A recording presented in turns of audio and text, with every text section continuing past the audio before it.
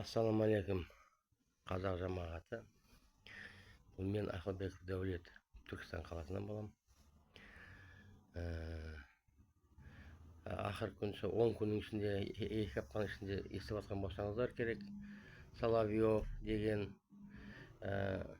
телеарнаның өзінің репортері сөйлеген сөзін, Дугин деген политик, соңында Валуев деген боксер өзінен қанша жеңіл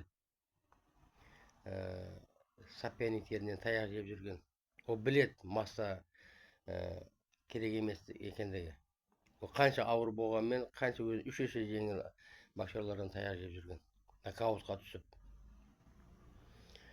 Өзбектен, американистен. Енді болса қазақтардан таяқ жейін деп жүр. Көрерміз. Олар қорқытқанмен біз қорықпамаймыз ғой.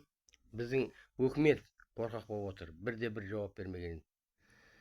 Армяндар қандай сөйледі. Өзбектер жарайсыңдар, ағайындар. Депутаттар қандай сөйледі. Біздің өкімет үндемей отыр. Әтейге күтіп отырдым. Бір сөз болса да айтсын деп. Жоқ. 2 аптаның ішінде ешнәрсе деген жоқ. Қорқытты. Демек олардың өзі күтіп отыр гүлмен. Соған сеніп отыр олар. Келеді деп. Өз уақытында мен Тоқаевқа айтқам. 9 қаңтар күні болса керек 22 жылы. Қазақ халқы террорист емес деп. Бұнысында да айтам. Қазақ халқы бітіп қарап отырмайды сендерге. Көтеріледі, қарсы шығады. Орта Азия қарсы шығады. Өзі көреміз. Не болып не қоятын. Қазір өкімет қорқып отыр. Қорққаннан аузын ашамай отыр. Блогерлер сөйлеп отыр. Блогерлер айтып отыр. Блогерлер кейін шығады. Сен кімсің мемлекеттің артынан сөйлейтін деп. Негізі мемлекет үндемей қорқып отқан екен, біз сияқтылар шығады.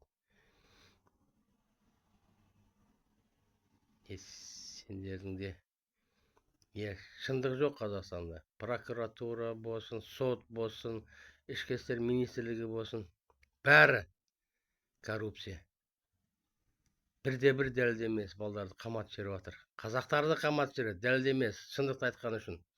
Шындық болғанда боқтапта сөйлеп жатқан жоқ. Соның несін біраз шындығын көрсеткен үшін ұрып қаматып жатыр. Орыстарды болса штрафпен 80 000 теңгемен құтылып кетіп жатыр. Бұл біздің Қазақстан. Жаңа Қазақстан. Жаңа Қазақстан әшейін ауызбен айтылып қоя салды. Ескі Қазақстанда қазақтар жаңа Қазақстанға рахаттанып, ұрып, коттедждер құрып жатыр. Порш, Феррари машиналарын мініп жүр. Қалай ескі Қазақстанда жасаған болса, солай жаңа Қазақстанда жасап жүр. Жаңа Қазақстанның бір тиын пайдасы жоқ бізге. Әшейін олар ақша ұрлау, ақша жеу, жымқырту. Сол. Айтпақшы, добро пожаловать в Казахстан. Встретим вас свинцовыми цветами. На любой вкус. Раз на раз Россия проиграет от Казахстана. Это не 30-е, 20-е годы прошлого века. Что, из-под тишка обмануть и посадить. Как чеченцев в свое время, ингушев, да? Сажали. Выгоняли с родных мест. Из-под тишка. Ночью приходили, забирали и что хотели, то и делали. Теперь это не пройдет. Будем огрызаться.